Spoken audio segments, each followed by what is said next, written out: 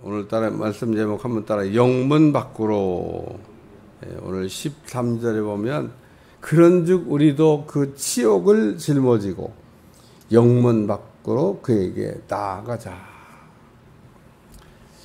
히브리서 기자가 히브리서를 쓰면서 히브리서에서 가장 중요하게 생각하는 말씀을 이야기하라고는 뭘 얘기할까? 히브리 기자는 짐승 피와 예수님 피가 다르다라는 이야기를 구별하고 있습니다. 히브리서가 쓰여졌을 당시 또 히브리서를 읽고 있었던 사람들은 초대교회 성도들입니다. 예수님이 부활 승천하신 이후에 예수님의 제자들도 한 사람, 두 사람 죽어서 이제 사라지고, 그러면 이거 안 되겠다. 그래서 기록으로 남기 시작한 게 복음서.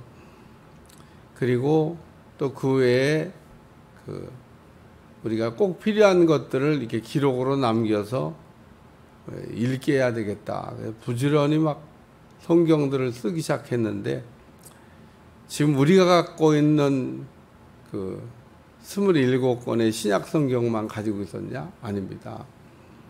훨씬 더 많은, 그래서 수많은 성경을 쓴 사람들이 있는데, 그 중에 보면 좀 가짜도 있고, 소설 쓴 사람도 있고.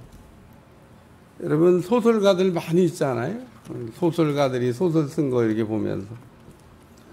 소설이라고 하는 거는 팩트를 가지고 쓰는 게 아니고, 그냥 상상해서 그냥 쓰는 겁니다. 그럴듯하게, 재밌게, 그리고 진짜처럼. 그러니까 가짜를 진짜처럼 써야 사람들이 읽으면서 야, 이게 진짜인가 보다 그렇게 믿지. 소설을 그냥 가짜 냄새가 나게 얘기하면 누가 재밌어서 읽겠어요. 그러니까 우리가 성경과 소설은 다른 겁니다.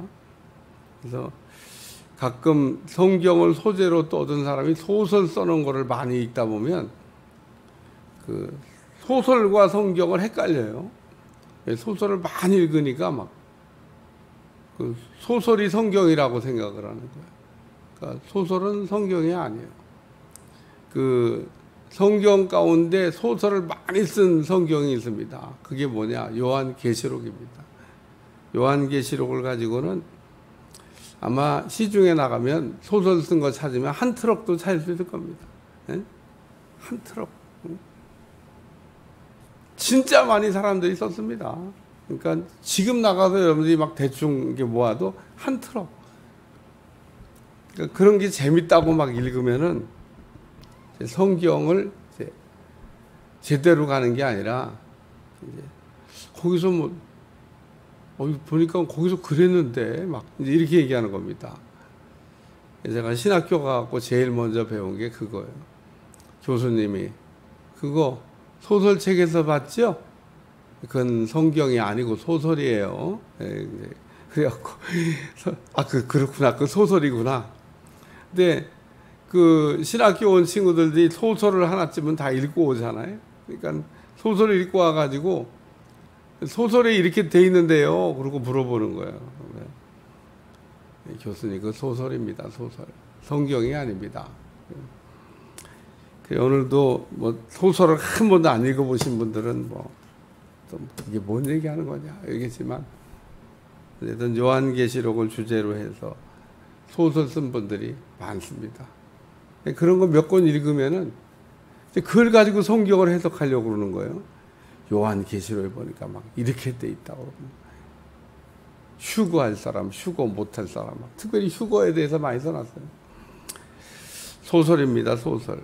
오늘 본문의 말씀을 읽다 보면 9절을 한번 다 같이 읽겠습니다. 시작. 여러 가지 다른 교훈에 끌리지 말라.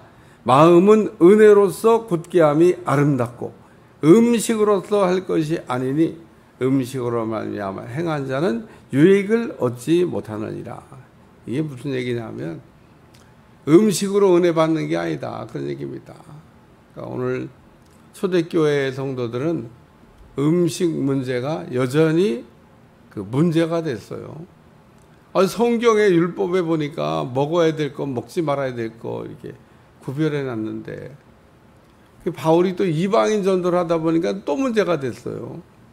이방인들은 다 먹고 살았는데, 예를 들면 돼지고기 부정하다 생각하지 않았어요. 다 먹고 살았는데, 아니 갑자기 뭐 돼지고기를 먹어야 되냐 안 먹어야 되냐 이런 얘기하면 이방인들이 그렇게 얘기했을 거예요. 예수님 믿어야 되냐 말아야 되냐.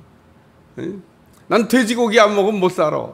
이런 이방인들은 고민할 거 아니에요. 돼지고기 평생 먹고 살았는데 갑자기 유대인들이 하고 뭐 복음을 전한다고 그러면서 저기 돼지고기 먹으면 구원 못 받아.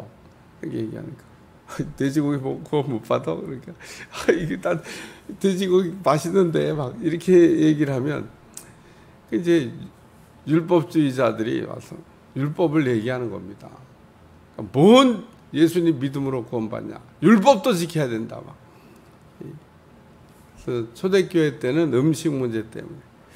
그리고 또 음식을 극도로 절제하는 사람들도 있었습니다. 그래서 뭐 부정한 거를 먹지 않는 거는 뭐 기본이고, 그것보다 더 나가가지고 막 극도로 자기 몸을 학대하는 사람들도 있었습니다. 그걸 뭐라고 하냐? 금욕주의라. 기독교가 금욕주의냐? 금욕주의 아닙니다. 그러니까 이 음식 문제가 뭐 오늘날은 이렇게 우리는 좀 이렇게 그거에 좀 자유롭게 이렇게 살고 있습니다만은 초대교회 사람들은 뭐 그래서 음식에 대한 규정을 어기면 막 은혜가 없는 것 같아요. 막. 그걸 잘하는 분들을 보면 막 은혜 받은 것 같아요. 그래서 지금 그 여러 가지 다른 교훈에 끌리지 말고 마음은 은혜로서 굳게 함이 아름답고 음식으로서 할 것이 아니. 그러니까 음식을 이게 잘 절제함으로 절제하는 사람들이 은혜 받았다 그러고, 못하는 사람들은 아유 나는 뭐 금식도 못하는데 난 돼지고기 못 끊었는데 아유 막 은혜가 안 된다고 막 그럴 거 아니에요. 그래서 입으로 들어가는 게 사람을 더럽히는 게 아니고 입에서 나오는 게 사람을 더럽게 한다. 그래서 오늘 우리가 성경을 읽으면서 꼭 기억해야 될 게 은혜를 받아야 되겠다. 그런 생각을 하셔야 됩니다. 우리가 은혜 받는 방법이 여러 가지 있는데 그 중에 예수님을 바라보는 거죠. 우리가 예수님을 이렇게 바라볼 때 그 예수님이 우리에게 은혜를 주신 겁니다. 그래서 바울이 이방인들에게 복음을 전하면서 오직 믿음으로, 예수님을 믿음으로 우리가 구원을 받을 수 있다, 은혜 받을 수 있다, 그런 얘기죠. 그래서 오늘 음식이 우리를 은혜 주는 게 아니고 십자가에 달리신 예수님이 우리에게 은혜를 준다. 두 번째 말씀은 그 짐승피와 예수님 피에 관한 말씀입니다. 이는 죄를 위한 짐승피는 대제사장이 가지고 동소에 들어가고 그 육체는 영문 밖에서 불사람이라. 그러므로 예수도 자기 피로써 백성을 거룩하게 하려고 성문 밖에서 고난을 받으셨느니라. 그래서 예수님의 십자가의 고난을, 예수님이 피도 흘리시고 고난도 받으셨는데 그 고난을 어디서 받았냐? 영문 밖에서. 구약 성경하고 아주 정확하게 일치한다, 그런 얘기입니다. 구약의 대속죄를 우리가 드릴 때 속죄를 어떻게? 짐승 피로. 피가 없이는 죄사함이 없다. 피 흘림이 없이는 죄. 그러니까 구약 시대에 살던 사람들은 다 짐승을 잡아가지고 짐승 피를 가지고 죄를 속죄받았는데 그 효력은 1년밖에 안 된다고 그랬습니다. 그런데 예수님의 피는 그 죄가 없는 피이기 때문에 그 효력이 영원하다. 그래서 짐승 피와 예수님 피의 차이가 뭐냐면 짐승 피의 효력은 1년, 예수님 피의 효력은 영원. 오늘 우리는 하나님 앞에 다 죄인입니다. 근데 죄인이라고 얘기하면 느낌이 잘 안 와요. 우린 죄인이라고 그러면 자꾸 자범죄만 이렇게 생각하기 때문에. 자범죄도 죄고 원죄가 더 중요한 겁니다. 하나님을 믿지 않는 죄. 근데 하나님을 믿지 않는 죄의 값이 뭐냐? 그게 사망이라는 거예요. 죽어야 된다는 겁니다. 그러니까 오늘 우리는 죄값으로 죽어야 될 인생을 살고 있는, 한마디로 우리는 다 사형수다, 그런 얘기입니다. 우리는 죽어야 우리의 죄값을 해결할 수 있어요. 그래서 성경은 우리를 죄인이라고 얘기하고, 그 죄라고 하는 것은 하나님을 믿지 않는 것을 우리가 죄라고 얘기하는데, 그 하나님을 믿지 않는 죄의 값이 사형에 해당된다는 거예요. 그러니까 우리가 무슨 그 죄의 무게를 이렇게 느껴야 되는데, 내가 죄값으로 죽어야만 해결되는 그런 죄를 짓고 사는 죄인이구나. 근데 다 사람들은 죽어야 된다고 하는 그 죄인이라고 하는 그 죄를 인식하지 못하고 그냥 삽니다. 죄의 무게에 대해서 대단히 이렇게 무겁게 생각하는 게 아니라 가볍게 생각하면서 우리가 다 죄인인데 그까지 죄를 가지고 얘기하냐고, 죄에 대해서 뻔뻔하게 우리가 삽니다. 거기다가 남도 다 죄 짓는데 나만 갖고 그러냐. 근데 오늘 우리가 성경이 말하고는 의인은 없나니 하나도 없다. 다 죄인이다. 그래서 죄의 문제를 우리가 해결하지 않는 한 우리에게는 자유가 없습니다. 그래서 구약시대 사람들은 어떻게 죄의 문제를 해결하고 죄인이 의인되고 하나님을 만났냐? 짐승피를 뿌림으로 그 피를 힘입어 죄인이 의인되고 하나님을 만날 수 있는 자격을 얻고, 제한적이긴 하지만 1년 동안 죄인이 의인되는 은혜를 이게 받고 살았습니다.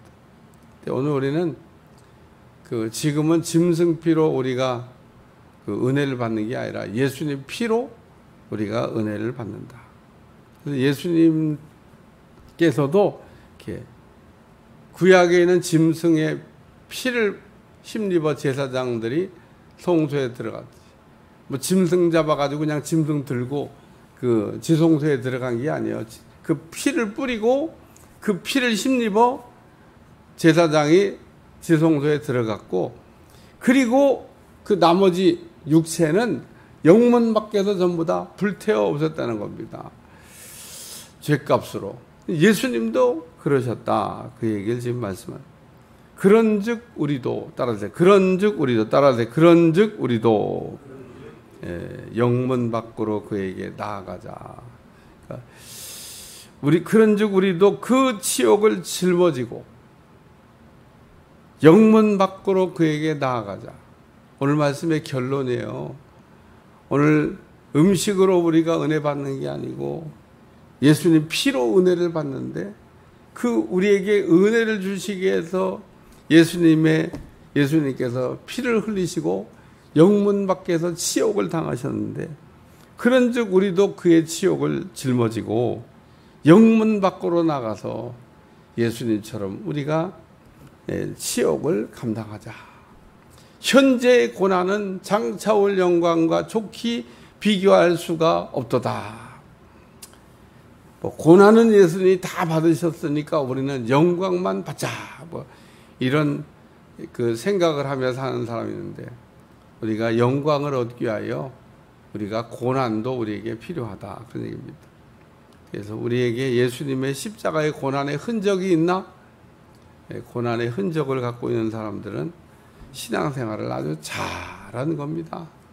오늘 우리가 예수님을 위하여 고난을 받은 것이 있다 그러면 그것도 잘하는 겁니다. 내가 예수님을 위하여 고난받은 게 뭔가? 내가 예수님을 위하여 치욕을 받은 게 뭔가? 예수님 때문에 내가 돌맞은 게 뭔가? 이런 것들을 우리가 좀 살펴보면, 오늘날 그리스도인들 가운데 우리도 그의 치욕을 짊어지고 영문 밖으로 나가려고 하는 사람이 별로 없기 때문에, 오늘 근데 그런즉 우리도 그의 치욕을 예수님처럼 짊어지고 영문 밖으로 나가자고 얘기하잖아요. 예수님과 같은 십자가의 고난을 우리가 잘 짊어지고 가는 사람. 우리에게는 십자가가 있어야 됩니다. 너희가 나를 따라오려거든 자기 십자가를 지고 자기를 부인하고 그리고 와서 나를 따를 것이니라. 십자가도 없고 자기 부인도 없고, 그리고 예수님을처럼 우리가 이렇게 좀 따라서 신앙의 흉내를 좀 내려고 그러니까 버거워요. 안 됩니다. 십자가는 벗어놓고 예를 들면 예수님처럼 우리가 하려고 그러니까 조금만 어려우면 못 견뎌하는 겁니다. 내가 예수님 믿었는데 어떻게 이렇게 막 어려움이 있고, 내가 예수님 믿었는데 뭐 이렇게 다 잃어버리고, 예수님 믿었는데 뭐 되는 게 하나도 없고, 예수님 믿었는데 뭐 축복은 안 주고.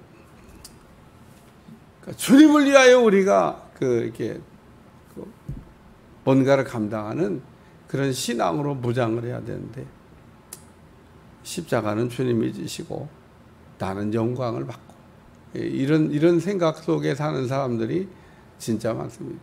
근데 우리가 영광을 얻기 위하여 우리가 고난도 이렇게 죄 짓고 고난 받는 건 안 되지만, 주님을 위하여 우리가 고난 받는 것은 해야 된다라고 하는 얘기를 말씀하고 있습니다. 오늘 우리 주님이 그래서 그 길을 걸어가신 겁니다.